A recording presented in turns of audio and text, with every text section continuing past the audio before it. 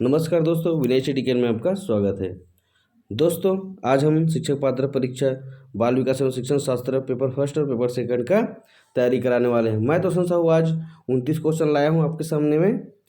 तो आप मेरे चैनल में अगर नए हो तो चैनल को सब्सक्राइब करें और लाइक करें और शेयर करें। चलो दोस्तों, आगे बढ़ते हैं। पहला क्वेश्चन है, पहला है, जो संबंध स्किनर का चूहों से एवं थर्नडाइक का बिल्लियों से था, वही संबंध कोहलर का था। किससे था कोहलर का? अगर आपको आंसर पता हो तो कमेंट बॉक्स में कमेंट कीजिएगा।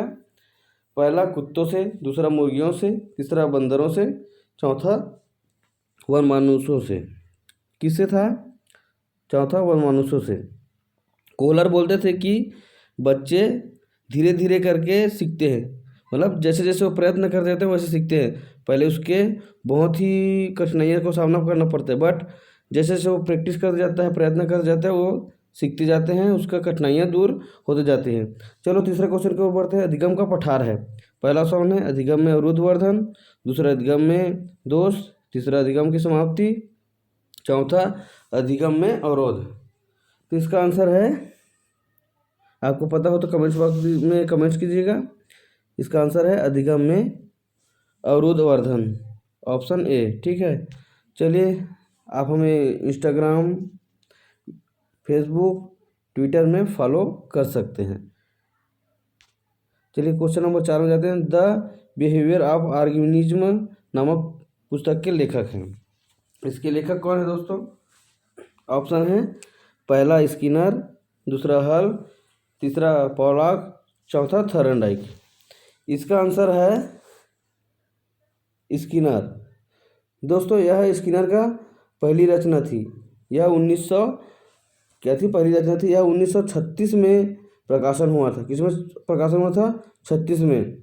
इसको मनोविज्ञान की सीरीज के नाम से भी जाना जाता है। ठीक है दोस्तों, अपने नोटबुक में नोट कीजिएगा। 5वां का क्वेश्चन है, छात्रों में सही व्यवहार से प्रशिक्षण हेतु सर्वाधिक महत्वपूर्ण क्या है? प्रशंसा, दंड, पुरस्कार, सही व्यवहार का प्रस्तुतिकरण। तो दोस्तों, आपको पता होगा तो इसका आंसर जरूर दीजिएगा। इसका आंसर है सही व्यवहार। प्रशंसा हम हर चीज़ के लिए नहीं कर सकते, दंड तो देना ही नहीं चाहिए, पुरस्कार हम हर चीज़ के लिए नहीं दे सकते। तो इसका आंसर हो जाएगा सही व्यवहार का प्रस्तुतिकरण।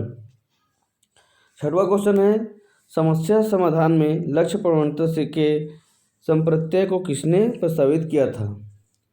पहला ऑप्शन है हल, दूसरा केंडलर, तीसरा कोहलर, चौथा ब्रिग। इसका आंसर हो जाएगा हल। दोस्तों, हल है तो लक्ष्य प्रवणता है, ये आपका ट्रिक हो जाएगा। अगर हल आया तो लक्ष्य प्रवणता लगा दीजिएगा, ठीक है, या फिर लक्ष्य प्रवणता आया तो हल लगा दीजिएगा। 7वां क्वेश्चन है, इनमें से कौन सा सूक्ष्म शिक्षण की विचारधारा से संबंधित नहीं है? ऑप्शन है बुश, दूसरा डेविस हुम, तीसरा DWLM, चौथा एचिसन। दोस्तों, अगर आपको पता हो तो आंसर कमेंट्स बॉक्स में जरूर दीजिएगा। इसका आंसर है DWLM। यह था 1960 के दशक में। ठीक है। 8वां क्वेश्चन है, निम्न में से कौन सा शिक्षण अधिगम का स्तर नहीं है? पहला अवबोध, दूसरा परावर्ती, तीसरा स्मृति, चौथा दूरवर्ती। शिक्षण अधिगम का स्तर नहीं है बोल रहे हैं, तो इसमें आ जाएगा आंसर दूरवर्ती। शिक्षण अधिगम का स्तर हमेशा अवबोध स्तर, प्रवर्ती स्तर, स्मृति स्तर होता है, दूरवर्ती स्तर नहीं होता। 9वां है, निम्न में से कौन सी कक्षा शिक्षण में जनतांत्रिक शिक्षण नीति नहीं है? जनतांत्रिक शिक्षण नीति कौन सा नहीं है दोस्तों? पहला व्याख्यान, दूसरा योजना, तीसरा अन्वेषण, चौथा मस्तिष्क का उद्दीलन। तो इसका आंसर आपको पता होगा जरूर दें। इसका आंसर हो जाएगा चौथा, मस्तिष्क का उद्दीलन। 10वां क्वेश्चन है दोस्तों, निम्न में से कौन सी समावेशी शिक्षा की एक विशेषता नहीं है? यहाँ पर नेगेटिव पूछा गया है तो हमें नेगेटिव आंसर ढूंढना है। यह केवल विशेष आवश्यकता वाले छात्रों के सीखने में अभिवृद्धि है। ये आपको आंसर मिल गया। क्या केवल दिखा, वहाँ पास नेगेटिव आ गया, समझ लिए आंसर मिल गया। चलिए अब आगे बढ़ते हैं। 11वां क्वेश्चन है, निम्न में से कौन सा फ्लेंडर की अंतःक्रिया विश्लेषण प्रणाली से संबंधित नहीं है? अंतःक्रिया विश्लेषण प्रणाली से संबंध नहीं है। पहला छात्र कथन, दूसरा अभिभावक कथन, तीसरा शिक्षक कथन, चौथा मौन। इसका आंसर आपको पता हो तो कमेंट बॉक्स में जरूर दीजिए दोस्तों। इसका आंसर हो जाएगा सेकंड अभिभावक का कथन। चलो आगे बढ़ते हैं। 12वां क्वेश्चन है, संभाषण में अर्थ की लघुत्तम इकाई है। क्या है लघुत्तम इकाई संभाषण में? ऑप्शन है, पहला रूपग्राम, दूसरा पद, तीसरा ध्वनिग्राम, चौथा शब्द। इसका आंसर हो जाएगा सबसे छोटी लघुत्तम मतलब इकाई संभाषण में, इसका हो जाएगा रूपग्राम। इसकी व्याख्या इस प्रकार है दोस्तों, आप देखिए, जिसके माध्यम से ध्वनिग्राम के रूप में संदेश को भेजा जाता है। ध्वनिग्राम के रूप में क्या कहते हैं, संदेश को भेजा जाता है रूपग्राम के माध्यम से। ठीक है, तो 13 क्वेश्चन है, हम करके सीखते हैं किसने कहा था? दोस्तों, हम करके सीखते हैं किसने कहा था? पहला ऑप्शन है योकम, दूसरा सिम्पसन, तीसरा डॉक्टर मेंस, चौथा कोलेसनिक। तो आंसर पता हो तो जल्दी दीजिएगा कमेंट्स बॉक्स में।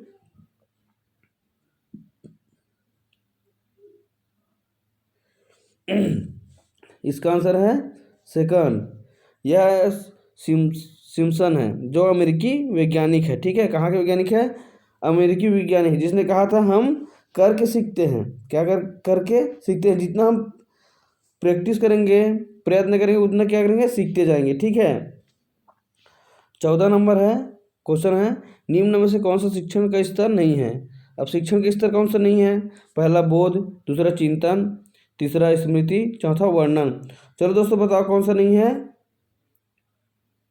बोध करना वो तो है, चिंतन है, स्मृति है, चौथा वर्णन, ये क्या है? नहीं है, शिक्षण का स्तर नहीं है। ठीक है, चौथा ऑप्शन हो जाएगा। ठीक है दोस्तों, अब 15 नंबर का क्वेश्चन है, शिक्षण की अंतःक्रियात्मक अवस्था में मुख्य संक्रिया होती है। शिक्षण की अंतःक्रियात्मक अवस्था में मुख्य संक्रिया होती है, कौन सी होती है? ऑप्शन दिया है, निदान की, दूसरा प्रत्यक्षीकरण की, तीसरा क्रिया और प्रतिक्रिया की, चौथा ये सभी। पूछा हो क्या, वो ध्यान से पढ़ो। शिक्षण की अंतःक्रियात्मक अवस्था में मुख्य संक्रिया होती है। मुख्य संक्रिया निदान होती है, प्रत्यक्षीकरण होती है, क्रिया और प्रतिक्रिया ये भी होती है। इसका आंसर हो जाएगा डी, ए सभी। क्या? डी, ए सभी आंसर। ठीक है, 15 का। चलिए आगे बढ़ते हैं 16 नंबर का, एक बालक काली गाय का काला कुत्ता तथा काली वस्तुओं को देखकर डरने लगता है, इस प्रकार के अनुबंध में निहित है।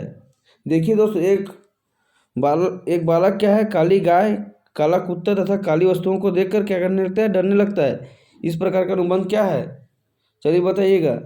पहला अनुक्रिया अनुबंध, दूसरा उद्दीपन सामान्यीकरण, तीसरा अनुक्रिया सामान्यीकरण, चौथा उपरोक्त में से कोई नहीं। इसका आंसर हो जाएगा दोस्तों उद्दीपन सामान्यीकरण। 17 नंबर का क्वेश्चन है, 17 नंबर क्वेश्चन क्या बोल रहा है, देखो, शिक्षण विधि का चयन करते समय निम्न में से किसको ध्यान में रखने की आवश्यकता नहीं है? क्या करने के लिए? शिक्षण विधि का चयन करते समय निम्न में से किसको ध्यान में रखने की आवश्यकता नहीं है? दोस्तों, मैं क्वेश्चन को इसलिए डबल रिपीट करता हूँ क्योंकि जब तक हम क्वेश्चन को न समझेंगे तब तक हम आंसर कैसे बताएंगे। सबसे पहले तो हमें क्वेश्चन को समझना पड़ता है। ठीक है, तो इसका आंसर ऑप्शन दिया गया है, व्यक्तिगत भेद, दूसरा अभिभावक की पृष्ठभूमि, तीसरा विद्यार्थियों का मानसिक स्तर, चौथा विषय की विशिष्टि प्रकृति। ठीक है, विशिष्ट प्रकृति, तो इसका आंसर हो जाएगा सेकंड, अभिभावक की पृष्ठभूमि। ठीक है, चलिए आगे बढ़ते हैं। 18 नंबर, निम्न में से कौन सी बाल्यावस्था की एक विशेषता नहीं है? बाल्यावस्था की क्या विशेषता नहीं है दोस्तों? सामूहिकता की प्रबलता, जिज्ञासा की कमी, अभिवृत्ति में स्थिरता, समूह एवं खेलों की सहभागिता। सामूहिकता की प्रबलता है इसमें, तो ये तो बहुत राइट है, ये तो सत्य है। इसमें नेगेटिव पूछा गया नहीं है, पूछा गया जिज्ञासा की कमी। दोस्तों ये ऑप्शन मिल गया, आंसर मिल गया आपको, जिज्ञासा की कमी। बच्चों को हमेशा बाल्यावस्था में जिज्ञासा रहती है। ठीक है, चलिए आगे बढ़ते हैं। 19 नंबर, निम्न में से कौन सा सृजनात्मक प्रक्रिया से संबंधित नहीं है? सृजनात्मक प्रक्रिया से कौन सा संबंधित नहीं है? ऑप्शन है उद्भवन, दूसरा प्रेरण, तीसरा आयोजन, चौथा प्रबोधन। इसका आंसर बताइए। सृजनात्मक प्रक्रिया में पहले से प्रेरित हो जाता है बालक, तो क्या है ऑप्शन बी अभिप्रेरण। ठीक है, पहले से प्रेरित है तभी सृजनात्मक प्रक्रिया कर रहा है भाई। ठीक है, तो क्या ऑप्शन हो जाएगा, आंसर हो जाएगा अभिप्रेरण। हेट्रिक लगा दिया है बी नंबर। ठीक है, और देखते हैं कितना आता है। 20वां क्वेश्चन है, निम्न में से कौन सा वृद्धि का और विकास का प्रथम चरण है? ऑप्शन दिया शारीरिक विकास, दूसरा सामाजिक विकास, तीसरा नैतिक विकास, चौथा मानसिक विकास। दोस्तों इसका आंसर क्या होगा, जल्दी दीजिएगा। पहले क्वेश्चन पढ़ लीजिएगा, निम्न में से कौन सा वृद्धि और विकास का प्रथम चरण है?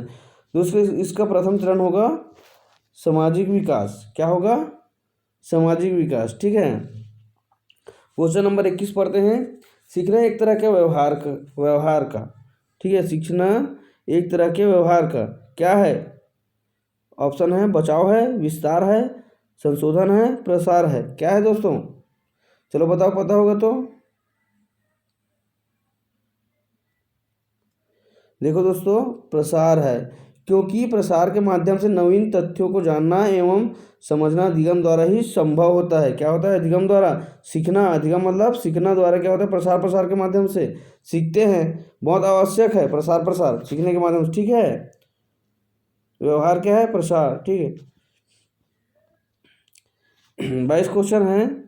स्किनर बॉक्स प्रयोग किया जाता है। स्किनर बॉक्स का प्रयोग कब किया जाता है? ऑप्शन दिया शाब्दिक अधिगम के लिए, दूसरा प्रसूत अनुबंध के लिए, तीसरा वाक्य अधिगम के लिए, चौथा आकस्मिक अधिगम के लिए। इसका आंसर हो जाएगा दोस्तों, आपको पता हो तो कमेंट बॉक्स में कमेंट जरूर कीजिएगा। इसका आंसर है दूसरा, प्रसूत अनुबंध के लिए। किसके लिए, प्रसूत अनुबंध के लिए। चलो 23वां क्वेश्चन बताओ आप लोग। बुद्धिमापन के भाटिया बैटरी प्रशिक्षण में है। क्या है भाटिया बैटरी प्रशिक्षण में? ऑप्शन दिया है 5 उप प्रशिक्षण, 8 उप प्रशिक्षण, चौथा 4 उप प्रशिक्षण, 7 उप प्रशिक्षण। क्या है आंसर? 23 नंबर का आंसर जल्दी से जल्दी बताओ भैया। इसका आंसर हो जाएगा 5 उप प्रशिक्षण। ठीक है, उप परीक्षण है ना। चलिए आगे बढ़ते हैं। 24 नंबर का क्वेश्चन है, किंडरगार्टन विधि का प्रतिपादन किसने किया था?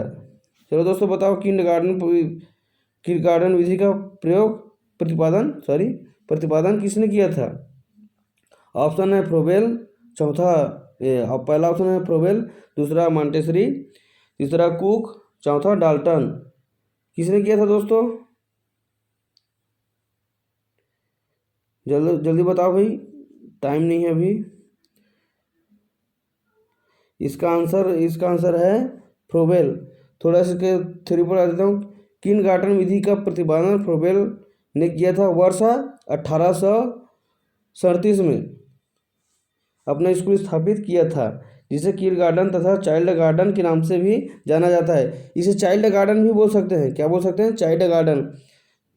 किंडरगार्टन को क्या बोलते हैं, चाइल्ड गार्डन भी कहता है। ठीक है, और किसने किया था, फ्रोबेल ने। ठीक है, तो 25 नंबर क्वेश्चन है, संकल्पात्मक परामर्श के जन्मदाता है। ऑप्शन है थार्ना, दूसरा रोजर्स, तीसरा विलियमसन, इनमें से कोई नहीं। संकल्पात्मक परामर्श के जन्मदाता कौन है दोस्तों? विलियमसन है। कौन है, विलियमसन। चलिए आगे बढ़ते हैं। 26 नंबर का क्वेश्चन है, छात्र के वांछित व्यवहार के संशोधन हेतु सबसे प्रभावी विधि है। पहला, छात्र को दंडित करना, गलत बात। उसे नजरअंदाज करना, गलत बात। उसके माता पिता को सूचित करना, ये भी क्या है, गलत बात है। चौथा है, अवांछित व्यवहार के कारणों का पता लगाना तथा उपचार का सुझाव देना, ये सही है दोस्तों। ठीक है, चलिए आगे बढ़ते हैं। 27, डिस्लेक्सिया संबंधित है। अब किससे संबंधित डिस्लेक्सिया, आप लोग को पता होगा, बताओ जल्दी। पढ़ने से संबंधित है से, गणितीय कौशल संबंधित समस्या से, लेखन संबंधित समस्या से, वाक क्षमता संबंधित विकार से। तो इसका आंसर हो जाएगा, ये हमेशा 1 से 2 नंबर का पूछे ही जाएंगे। इस कॉन्सेप्ट को आप क्लियर कर लो, मैं नेक्स्ट वीडियो में ज़रूर आपको क्लियर करा दूंगा। तो ये डिस्लेक्सिया संबंधित है पढ़ने से दोस्तों। किससे संबंधित है? पढ़ने से। डिस्लेक्सिया से पढ़ने से संबंधित है। इसमें बालक को अक्षर पहचानने में समस्याएं आती है। क्या पढ़ने में? अक्षर पहचानने में क्या है? समस्या आती है। ठीक है। 28वां, ब्रेल लिपि एवं टेप रिकॉर्डर किसके लिए शैक्षिक प्रावधान के रूप में प्रयुक्त किए जा सकते हैं? किसके प्रावधान में? ऑप्शन है पहला दृष्टिबाधित वर्धित विद्यार्थी, अस्थिबाधित विद्यार्थी, तीसरा श्रवण बाधित विद्यार्थी, चौथा शारीरिक रूप से विकलांग विद्यार्थी। दोस्तों ये तो बहुत आसान सवाल है। ब्रेल लिपि हमेशा एक ना एक लिपि पूछी जाएंगे। इसमें आंसर हो जाएगा ए, दृष्टिबाधित विद्यार्थियों के लिए। किसके लिए? दृष्टिबाधित विद्यार्थियों के लिए। आज का 29 क्वेश्चन है, CWSN का अर्थ है? बताओ दोस्तों, CWSN का अर्थ है? पहला ऑप्शन है मजबूत आवश्यकता वाले बच्चे, दूसरा एकांकी आवश्यकता वाले बच्चे, तीसरा विशिष्ट आवश्यकता वाले बच्चे, चौथा मृदु आवश्यकता वाले बच्चे। इसका आंसर हो जाएगा थर्ड, विशिष्ट आवश्यकता वाले बच्चे। ठीक है। और लास्ट और तीसरा क्वेश्चन है, निम्न में से कौन सा परामर्श का एक तत्व नहीं है? कौन सा नहीं है? पहला साक्षात्कार, दूसरा विश्वास, तीसरा वृत्ति वृद्धि, चौथा संप्रेषण। कौन सा नहीं है दोस्तों? चलो जल्दी बताओ। इसका आंसर हो जाएगा तीसरा, वृत्ति वृद्धि।